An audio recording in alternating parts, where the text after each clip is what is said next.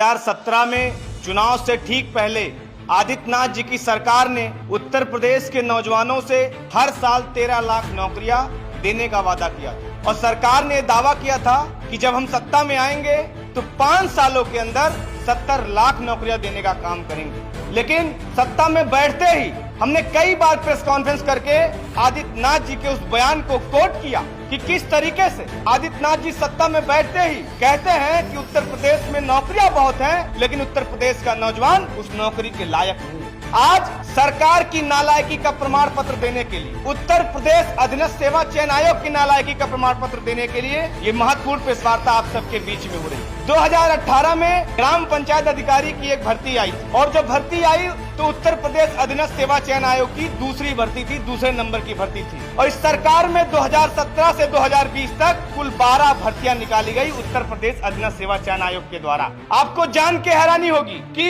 28 अगस्त को इस भर्ती का परिणाम आता है जो 1953 पदों के लिए निकाली जाती है और 1953 पदों की इस भर्ती के लिए लगभग 14 लाख नौजवानों ने आवेदन किया। अगर एक नौजवान ने सिर्फ परीक्षा फॉर्म से भरने को लेकर परीक्षा फॉर्म देने तक मात्र 2000 रुपए खर्चा किया होगा तो इस सरकार को नौजवानों ने 280 करोड़ रुपए उनके खाते में डालने का काम किया, सिर्फ एक भर्ती से, ग्राम पंचायत अधिकारी 2018 की भर्ती से। लेकिन आप देखिए कि सरकार की मंशा किस तरीके से नौजवान विरोधी है। उत्तर प्रदेश के नौजवानों को जिनके कंधे पर बैठ के सरकार सत्ता में पहुंची, उनको किस तरीके से सरकार गुमराह कर रही है। 28 अगस्त को नौजवानों का रिजल्ट आता है और ठीक 29 अगस्त को जो हमारे ग्राम विकास मंत्री जी हैं मोती सिंह जी, उनके द्वारा एक लेटर जारी किया जाता है और ये मांग की जाती है इस रिजल्ट का जो है एक बार फिर से रिवाइज होना चाहिए। उनके लेटर को संज्ञान में लेते हुए 29 फरवरी को ये आदेश आता है कि 1953 में से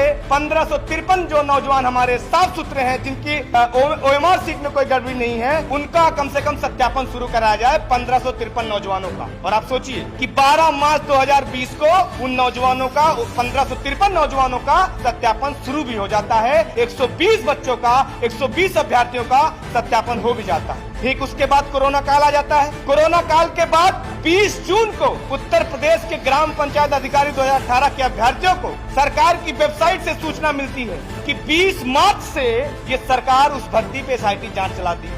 ये सूचना आपको 20 जून को दे रही सरकार। आप सोचिए किस तरीके से नौजवानों को गुमराह कर रहे हैं आप। उसके बाद SIT की जांच दिसंबर 2020 में पूरी होती है और उस जांच में क्या हुआ, क्या निकला, किसी को कुछ जानकारी नहीं। और अभी ठीक कल इस सरकार ने तुगलकी फरमान जारी किया, नौजवान विरोधी फरमान जारी किया और सरकार ने कहा कि जो भी भर्ती ग्राम पंचायत अधिकारी 2018 की निकली थी वो भर्ती निरस्त की जाती है। आपने कमरे में बैठ के अधिकारियों के दम पे आपने उत्तर प्रदेश के नौजवानों के खिलाफ एक फैसला ले लिया। आदित्यनाथ जी, आपने कतई एक बार नहीं सोचा कि इस भर्ती को भरने के लिए लाखों नौजवानों ने अपना नौकरी छोड़ दी, अपनी तमाम परीक्षाएं छोड़ दी। और जो 1953 नौजवान थे, उन्होंने तमाम तरीके की नौकरियां छोड़ दी जहां उनकी नौकरियां लग चुकी। तमाम मैसेजेस आ रहे कल से, किसी के पिताजी मजदूरी करते थे, किसी के पिता ने अपना खेत भी रखा था, कोई बच्चा 5 साल, 6 साल, 10 साल से इलाहाबाद, मेरठ, लखनऊ में तैयारी कर रहा था, 8 बाई 10 के कमरे में तैयारी कर रहा था। आज वो अवसाद ग्रसित हो गया। तमाम नौजवानों से रिपोर्ट मिल रही है कि आगरा में, इलाहाबाद में और तमाम जनपदों में हमारे कुछ अभ्यर्थी जो इस भर्ती से जुड़े हुए थे, उन्होंने आत्महत्या कर ली।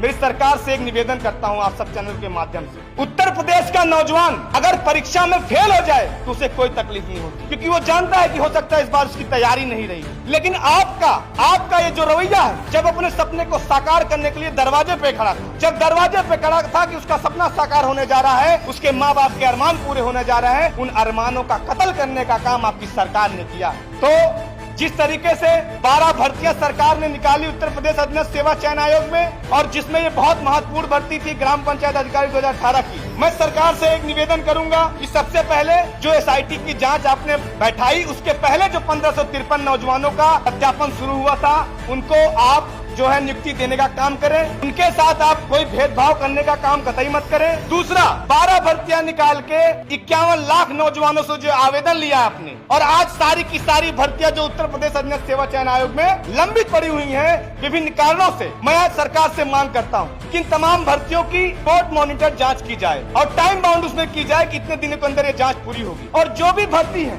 उनसे जुड़े जो भी मंत्रालय हैं, उन तमाम मंत्रियों को बर्खास्त किया जाए, क्योंकि कहीं न कहीं वो इस इस भर्ती में एक तरीके से प्रभाव डाल सकते हैं, उसको उसमें हस्तक्षेप कर सकते हैं। दूसरा, जिन भी अभ्यर्थियों ने परीक्षा फॉर्म भरा, परीक्षा दिया, उनका 1000, 1500, 2000 रुपए खर्चा हुआ, उन नौजवानों को आपको पुनः निःशुल्क ये भर्ती निकाल कर उनसे आवेदन लेना चाहिए, उनका पुनः निःशुल्क परीक्षा करानी चाहिए। मेरे साथ में ग्राम पंचायत अधिकारी 2018 की जो अभ्यर्थी हैं आपके बीच में है, वो भी अपनी बात रखेंगे, अपनी पीड़ा को रखेंगे कि किस तरीके से सरकार ने उनको ठगने का काम किया। हमारे बीच में अभ्यर्थी हैं, आप अपनी बात रखेंगे। 2018 को हमारी परीक्षा होती है 22-23 दिसंबर, 2019 28 अगस्त को रिजल्ट आता है। उसके बाद भी काफ़ी जांच के बाद ये रिजल्ट आता है। उसके बाद भी डीवी डेट जारी करने में ये बहुत समय लेते हैं। उसका रीज़न बताते हैं कि जांच चल रही है, मैनुअल जांच करा रहे हैं, कुछ प्रॉब्लम हो गई है तो जांच चल रही है। उसके बाद फिर डीवी डेट भी जारी हो जाती है। डीवी कुछ 120 लोगों का डीवी भी हो जाता है। उसके बाद SIT बता देते हैं हमें 20 जून को। कोरोना काल की वजह से वो डीवी स्थगित हो जाती है। फिर उसके बाद एक नई नोटिस निकल के आती है कि SIT लग गई है। ठीक है, हम उसका भी वेट करते हैं। SIT में ऐसा कुछ नहीं बताया गया है कि नहीं कोई 1953 में कितने लोग फ्रॉड थे या कुछ ऐसा नहीं बताया गया। बस एक दिन नोटिस आती है कि आपकी परीक्षा निरस्त कर दी गई है। अगर SIT लगती है, किसी भी प्रकार की कोई गड़बड़ी होती है तो उसमें हम फेयर कैंडिडेट की क्या गलती है, हमारी क्या यही